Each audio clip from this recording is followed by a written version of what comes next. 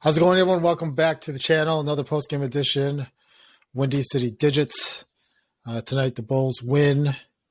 What were the digits? What were the digits? Sorry, I didn't. 114 and 108. Bulls win tonight.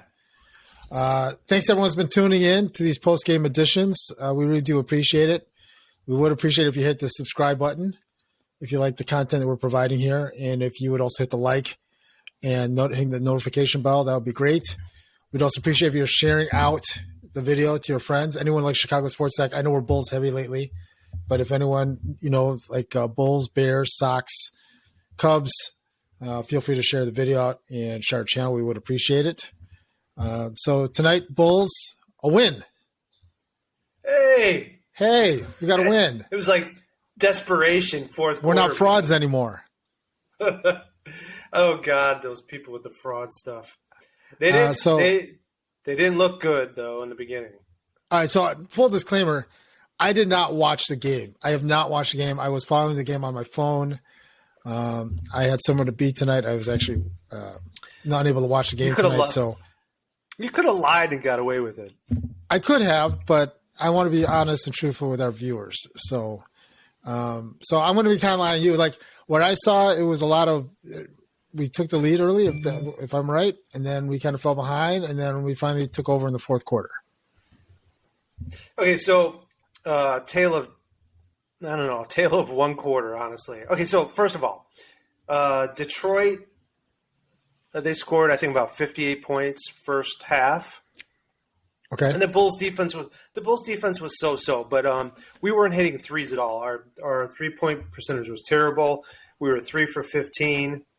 Overall, 40 of 76. Now, the beginning of the first half, the Bulls, even though they were missing quite a few threes, I bet they normally take more three-pointers than 15 in a game. Would you agree with that, Carl? I would agree with that assessment. Okay. So what do you think they were doing most of the game, actually, which was shocking? Trying to go down. They were taking it to the – they were – they were taking it to the hoop. Zach was the most aggressive I've seen in a while. Occasionally he would drive and then knock it off his knee and have a turnover. Mm-hmm. He did not do that today. He was really. I thought he was really efficient. I mean, he was 7 for 14, 25 points, 5 rebounds. He was terrible from 3. 1 for 7. But you know what? Honestly. I thought it was one of his better games, even though he was 1 for 7. Yeah. Really, because if you would have seen the game, there were a lot of people remarking on how aggressive he was, and that's what he needs to do more often. His knees bother him. I totally agree. Yeah. His knee is really bothering him. Now, what's really good is if Zach continues to do that, I think and he can. Reduce his turnovers. With him doing that, Demar with the mid-range, and popping it out to Vooch or getting it down low for a post, I think you've got more you got different types of weapons that'll keep the other team off guard a little bit better. Were you going to add something to that? Honestly, I don't have a whole lot to add since I didn't watch the game yet. I'm going to watch the game as soon as we're done. No, but that's exactly what you would say. Io played amazing defense. He had 7 assists. Who's going to be really good is Cunningham. Yeah, it looks like he had 22 points really tonight. Good. He did, but the Bulls defense hunkered down in that fourth quarter. If you would have saw Tristan Thompson lit up the entire team on a timeout. Fast forward, just thinking he had fast forward. Next year, the Central is going to probably be the toughest division in the NBA with us, Milwaukee, Cleveland, and Detroit. I agree, man.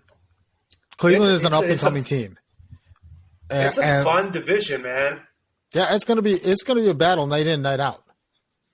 You know what was getting me mad is the people on Twitter, once again, I get mad at them. They kept on saying that the Twitter trolls. The Bulls should be blowing this team out. And honestly, yes, they have a bad record, but they won 3 in a row. They made a trade.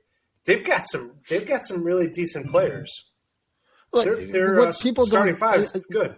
What I think people forget is that because the Bulls have had all this attention, and they are I think they're still in the top 4 in the East, right? Barely. Let me just yes. double check that real quick. Yeah, they're still in the top 4 in the East, right? They're going to get every team's best shot every night. Mm-hmm. Especially with all the talk about Demar, right? Yep. And MVP candidate, right? But Demar came to play again. All this, 36 points tonight, right? Did I get that right? 36 points. He played 41 minutes. So, look, we're going to get every team's best shot every night, and the Bulls just have to bring their. It's good for us. This is playoff basketball for us, right? Mm-hmm. We have to. Yeah, we're starting to ramp it up every single night, right? We have to ramp it up every single night. So, yeah, should we be beating this team or should we be blowing them out? Absolutely, we should.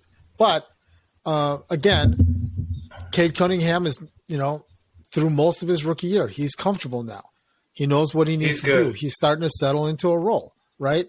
Yep. Sadiq Bey is a good player that they've got on that team. Isaiah Stewart, right? Jeremy Grant, Marvin Bagley. I mean, these guys are, I guess Isaiah Stewart's not there, but, Sadiq Bey, Jeremy Grant. Kelly Olynyk is a good player, man. He kills us every time we play him. Rodney Magruder, the guy off the bench, 3 for 5 from 3. Yeah. From deep. No, Yep. No, he was. So what do you think about Tristan Thompson, though? I mean, from your point of view, Tristan Thompson, new player, was lighting up the Bulls bench. I mean, you could tell he was swearing. He was livid. That's what you bring him in. That's what you brought him in for. You didn't bring, I've seen the things for swearing. We should be bringing him in to finish the games, instead of Vooch or with Vooch or whatever the case is. That's not what you brought him in for. You brought him in as a backup. You brought him in as to relieve Vooch, so Vooch doesn't have to have these extended minutes every single game. And you brought him in to be that veteran presence, right? Have him talk to guys on the bench, right? He's going to be invaluable to guys like P. Will, right? And these guys that are coming off the bench and just letting them know, look, this is how you need to dive to the basket. This is how you need to defend them. This is the intensity you need to, if nothing else. Hey, that guy always goes left, right? He has this move. That's what you brought him for. And if he's the guy that's lighting that fire on the bench and he's the head cheerleader on the bench, I'm good with that. He was doing a good job. The Bulls played great defense in that fourth quarter. Even Zach. You would have been proud of Zach. So, okay, again, having not watched the game, right? But good help defense in the fourth quarter. I would think that this losing streak that they just went through, and thankfully it didn't end tonight, that this losing streak, look, this shows character, right? They could have either been at each other's throats and look, we got to pick one guy to finish the game. It's either got to be the go-to guy's got to be either DeMar or it's got to be Zach, or we should be having number 3 finish the game instead of number 9, right? Those type things. They could have easily been eating away at each other. Or, you know what? Once we get 2 and 6 back, we're going to be in great shape. But until then, we're not going to be very good. No, these guys are professionals. They seem to be very close as a team. They don't seem to listen to the noise on the outside. And I think Tristan Thompson's just going to make that bond even stronger.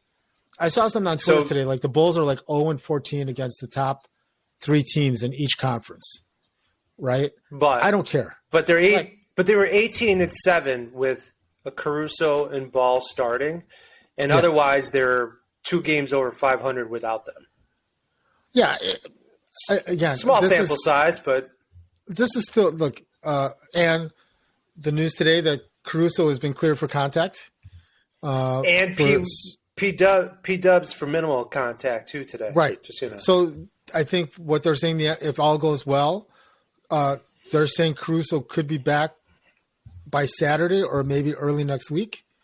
Patrick Williams probably toward the end of next week. And Lonzo Hallelujah. They're still targeting for the end of the month. So that's like 2-3 weeks away.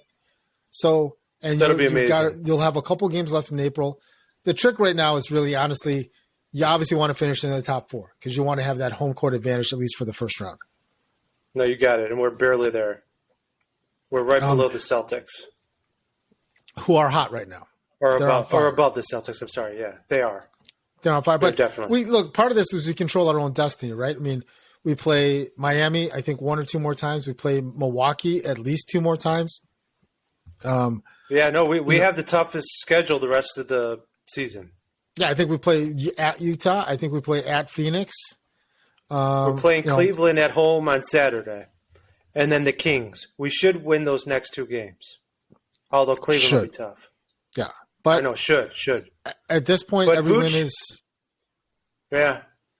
And Kings got a new lineup, too. It's kind of interesting. Well, it's Sabonis. Sabonis always kills us. Yeah. Right? Whenever we play that guy. That is true, but I think Tristan Thompson helps with that. That's what I was worried about. Cleveland and Indiana playing them and the Sixers. Tristan Thompson still can't guard Embiid, but P-dubs. No, but I think if we get P-Will back next week, that's going to be huge. Be a nice component, man. And hopefully everyone doesn't think just because, I don't expect a whole lot from him early. No, whatever he gives us is great.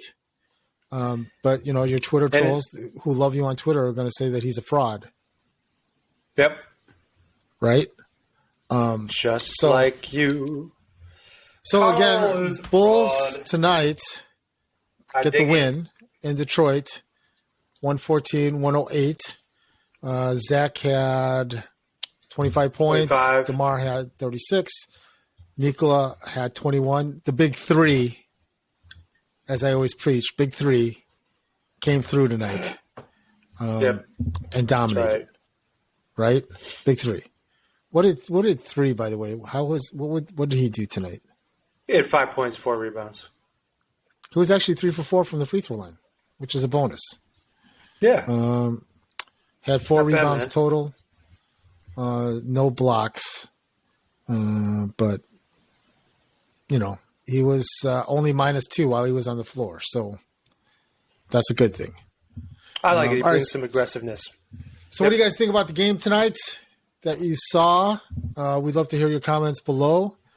Also, we do a lot of these post games, and we do appreciate everyone's been tuning in and watching the post game episodes. We'd love to hear your comments about these post game episodes. Do you like them? Do you not like them? Are there other things we should be focusing on these? And then also we do our weekly podcast, which we while understandably we've been more Bulls heavy lately, but we do talk Bulls, Bears, Cubs, Sox. I think our weekly episode this week we're going to be talking about Bears, correct? I think that's where we're kind of going. You got it.